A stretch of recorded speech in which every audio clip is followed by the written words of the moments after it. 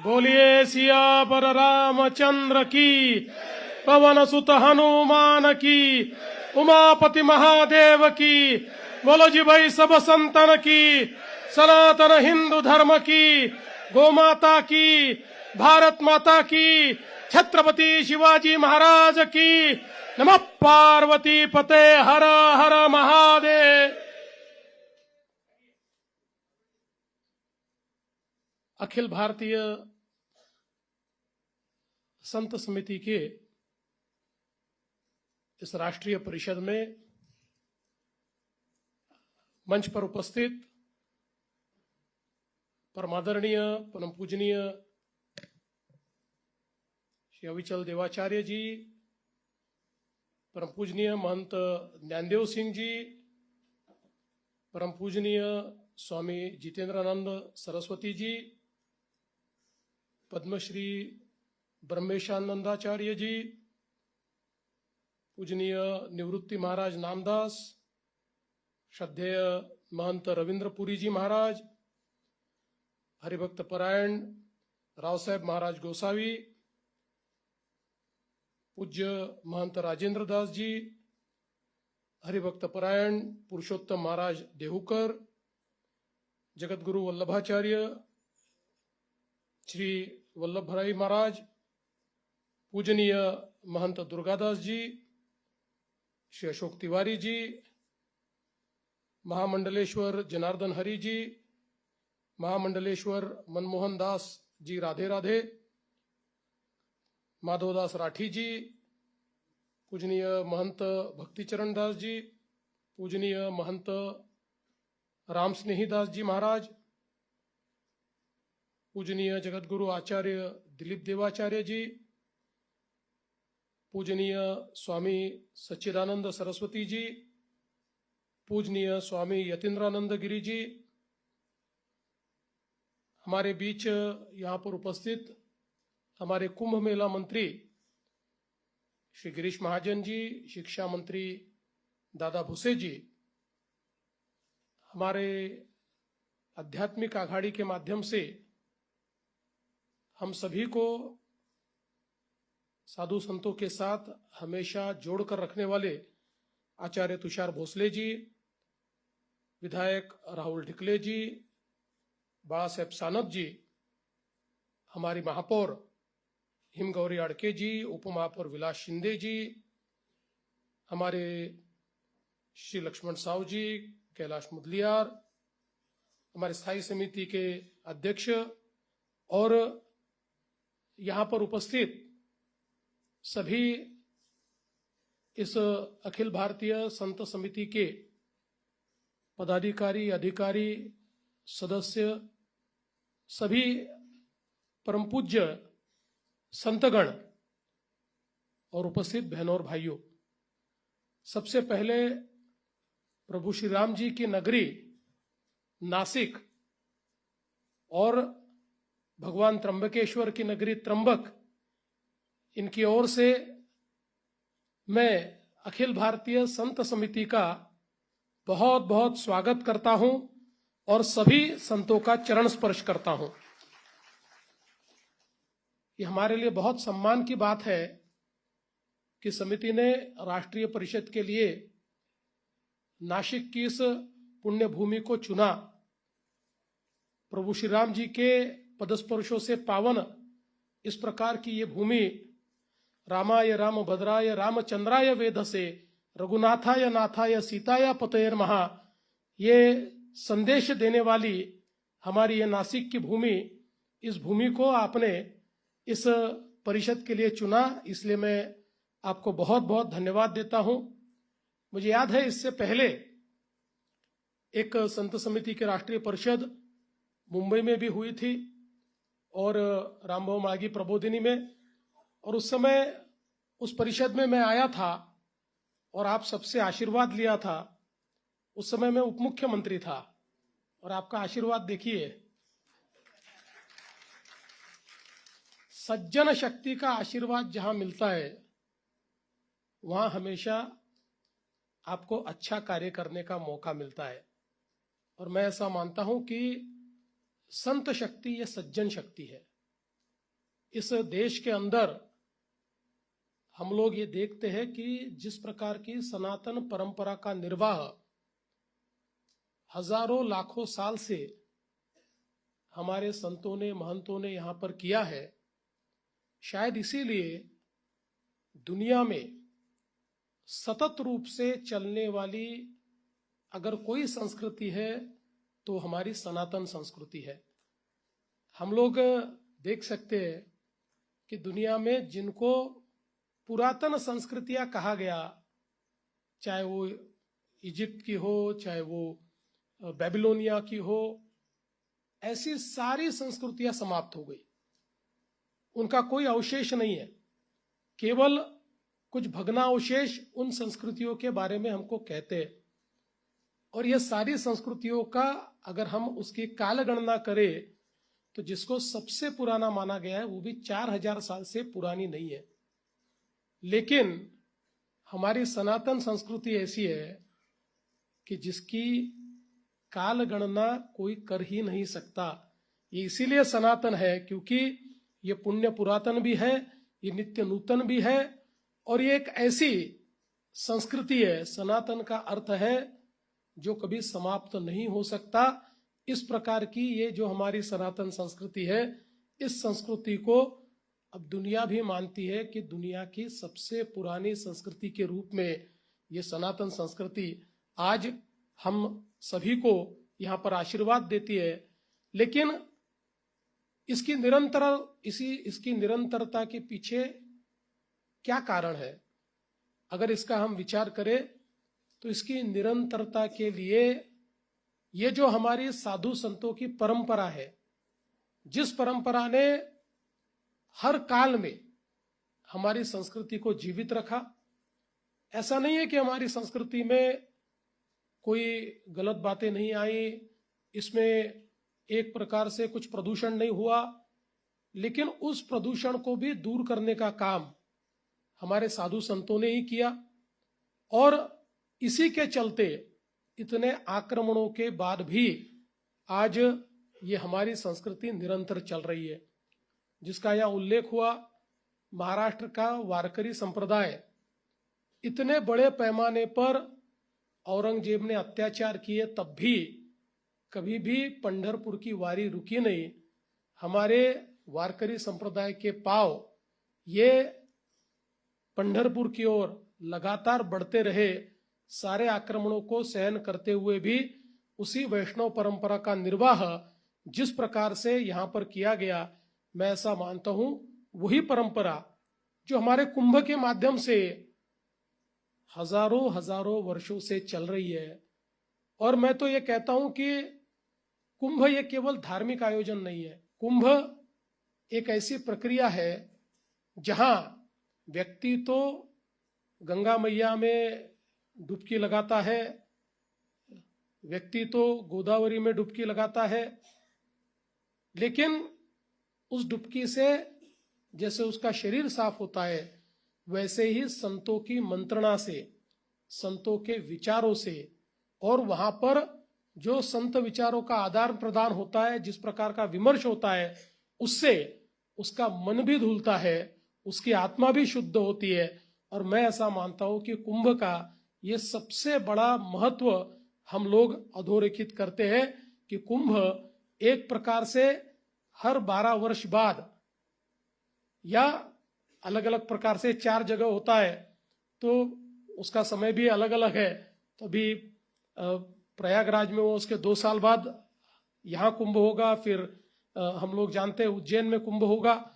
तो ये हर अवसर एक प्रकार से हमारे विचारों में जो प्रदूषण एक प्रकार से आने की कोशिश कर रहा है, उस प्रदूषण को समाप्त करते हुए फिर एक बार हमारी सनातन संस्कृति को भी उसी निर्मल गंगा की तरह, उसी निर्मल गोदावरी की तरह बहते इस प्रकार से देखने का ये पर्व होता है। और मुझे इस बात की बहुत खुशी है कि इस बार ये कुंभ आयोजन करने का हमको अवसर मिला है। पिछले समय भी अवसर मिला था, पर समय कम मिला था, इसलिए हम जितना कर सके उतना हमने पिछले बार किया। लेकिन सभी संतों ने, सभी अखाड़ों ने हम लोगों को अपना समझकर जो हम कर पाए उसको अच्छा कहा, उसके लिए हमको आशीर्वाद दिए। इस समय थोड़ा ज्यादा समय मिला तो हम लोगों ने ये प्रयास किया है कि एक भव्य, एक दिव्य इस प्रकार का कुंभ हम लोग कर पाए। इस दृष्टि से महाराष्ट्र की सरकार ने अभी तक करीब 30,000 करोड़ रुपए के काम ये शुरू किए हैं और ये सारे काम समाप्त होते होते 35,000 करोड़ रुपए के काम यहाँ पर संपन्न होंगे। लेकिन इसमें सबसे महत्वपूर्ण काम जो हमने किया है वो हमारी गोदावरी मैया, जिसको हम गंगा कहते हैं, ऐसी हमारी गंगा रूपी गोदावरी ये निर्मल बहे और ये अविरल बहे, इस प्रकार का प्रयास हम लोगों ने किया है। और इसके चलते जहां से भी जो भी गंदगी जाती है उसको पूरे तरीके से स्वच्छ करके, ट्रीट करके वो पानी हमारी गोदावरी में जाए। कहीं से भी गंदा पानी ये हमारी गोदावरी में न जाए, इस प्रकार का एक बहुत बृहद इस प्रकार का कार्यक्रम हमने हाथ में लिया है। हमारी महानगर पालिका ने हाथ में लिया है, सरकार ने हाथ में लिया है। और मुझे विश्वास है कि पिछले कुंभ से भी इस बार जब आप लोग आएंगे तो आपको यहाँ पर जो जल है वो निर्मल मिलेगा, क्योंकि हम लोग तो जल से अर्घ्य भी करते हैं, जल को प्राशन भी करते हैं। तो ऐसे समय उसकी निर्मलता ये बनी रहे, इस प्रकार का प्रयास किया है। त्र्यंबकेश्वर में भी हम लोगों ने प्रयास किया, क्योंकि आप जानते हैं त्र्यंबकेश्वर में जो हमारा बहाव है वो सूख जाता है, वो समाप्त हो जाता है। इसलिए अब हम ये व्यवस्था कर रहे हैं कि आने वाले दिनों में 12 महीने त्र्यंबकेश्वर का बहाव बहता रहेगा और स्वच्छ पानी वहां से बहेगा। इस प्रकार की व्यवस्था भी हम कर रहे हैं। और विशेष रूप से जो हमारे सारे कुंड है, उन कुंड में जहां हम नहाने के लिए जाते हैं वहां का पानी ये लगातार रिसाइकल होता रहे। विशेष रूप से चूंकि हम जानते हैं त्र्यंबकेश्वर में बहुत छोटा कुंड है, वहां एक समय बहुत कम लोग स्नान कर सकते हैं और वो पानी भी थोड़ा एक प्रकार से खराब होता है। तो वहां पर भी हम लोग ऐसी व्यवस्था कर रहे हैं कि वो पानी भी बहुत निर्मलता के साथ हम लोगों को वहां पर उपलब्ध हो। और इस प्रकार से कई प्रकार के काम, जैसे घाट की संख्या बढ़ाना हो, घाट की लंबाई बढ़ाना हो, घाटों पर अच्छी सुविधाओं का करना हो, ये सारा काम हम कर रहे हैं। सारे हमारे जो मंदिर है, विशेष रूप से भगवान त्र्यंबकेश्वर का मंदिर हो या हमारे जो सारे प्रमुख मंदिर है, उसको हम लोग उसका एक प्रकार से उसको ठीक करने का काम हम लोग जीर्णोद्धार जैसा उसमें कार्य हो, इस प्रकार का काम हम लोग कर रहे हैं। उसके साथ साथ ये सारे मंदिरों के कॉरिडोर तैयार करके वहां पर आने वाले सभी लोगों को जो उचित जगह है वहां पर किसी भी प्रकार से एक कंजेशन न हो, तो सभी को जगह मिले, इस प्रकार से उसका चौड़ीकरण किया जा रहा है। त्र्यंबकेश्वर को जाने वाला रास्ता ये बिल्कुल एक प्रकार से दुगना हो रहा है। तो सब जगह बहुत बड़े पैमाने पर ये काम चल रहे हैं, चाहे रेलवे स्टेशन हो, चाहे एयरपोर्ट हो। एक पूरे नए एयरपोर्ट के टर्मिनल का निर्माण हम लोगों ने शुरू कर दिया है। हमारे रेलवे स्टेशन पे बहुत अच्छी सुविधाएं सभी को प्राप्त हो, इस प्रकार का काम किया है। बड़े पैमाने पर रास्ते हो या बाकी व्यवस्था, वो काम किया है। साधुग्राम जो है, वो साधुग्राम में आने वाले हमारे जो साधु संत है उनको सारी सुविधाएं मिले, क्योंकि हम लोग जानते हैं कि जो हमारे अलग अलग संप्रदायों के जो नियम है, उन नियमों के अनुसार उनका रहन सहन खान पान होता है। उसके लिए कुछ व्यवस्थाओं की आवश्यकता होती है, उसको ध्यान में रखते हुए हम लोग ये व्यवस्थाएं कैसे कर पाए, इसका भी हम लोग प्रयास कर रहे हैं। और सबसे महत्व की बात यह है कि हमेशा ये जो हमारी साधुग्राम की जगह है, ये जगह हम किसानों से किराए पर लेते हैं, वापिस उनको करते हैं। अब हम लोगों ने तय कर लिया है कि ये पूरी की पूरी जगह राज्य सरकार खरीद लेगा और परमानेंट साधुग्राम वहां पर रहेगा, ताकि ऐसा न हो कि अब जिस प्रकार से शहरीकरण चल रहा है उसमें कहीं अगर वहां पर भी शहर बस गया तो अभी तो हो जाएगा, 12 साल बाद का कुंभ कहाँ होगा, ये हमारे सामने प्रश्न न आए।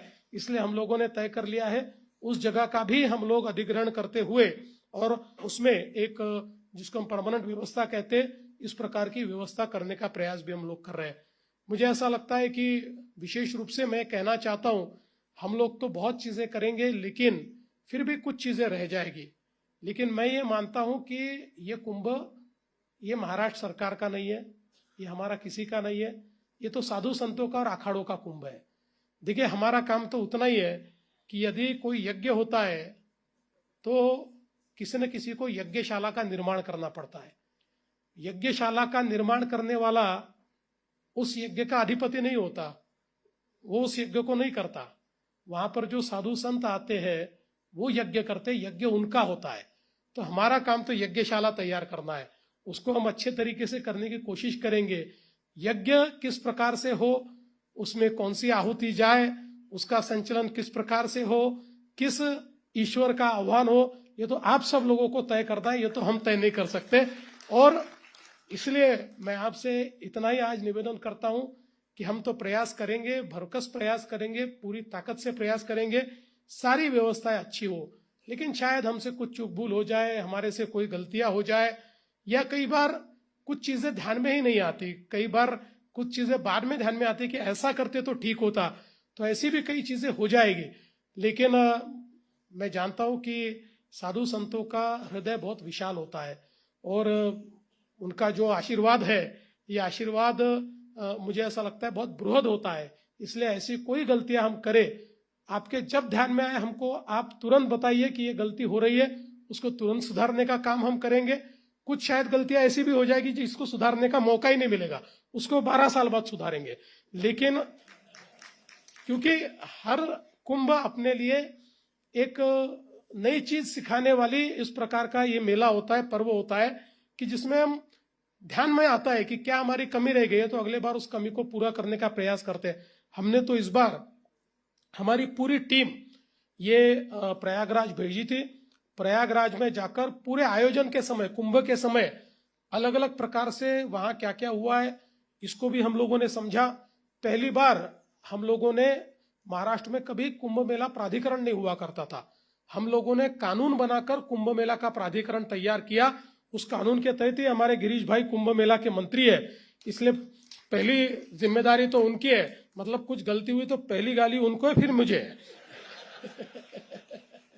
लेकिन मैं ऐसा मानता हूँ, चाहे गिरीश भाई हो, चाहे दादा भूसे जी हो, हमारे मेयर हो, डिप्टी मेयर हो, हमारे स्टैंडिंग कमेटी चेयरमैन हो, एमएलए हो, सब लोग मिलकर बहुत प्रयास कर रहे हैं कि एक अविस्मरणीय इस प्रकार का हम कुंभ करें। और विशेष रूप से यहाँ पर विचारों का मंथन हो, यहाँ पर चिंतन हो। और सबसे महत्व की बात है कि हमारा ये प्रयास होगा कि आज जब हमारे प्रधानमंत्री जी के नेतृत्व में हम लोग सनातन के प्रति एक पुनर्जागरण की अवस्था को देख रहे हैं और बहुत बड़े पैमाने पर ये पुनर्जागरण हो रहा है। हम लोगों ने प्रयागराज के कुंभ में देखा कि जिस प्रकार से देश में कोई ऐसा व्यक्ति नहीं था जो वहां जाने का आकांक्षी नहीं था, सभी लोग जाना चाहते थे। और मैं ऐसा मानता हूं आधा देश तो वहां पहुंच ही गया और सबने वहां पर डुबकी लगा दी।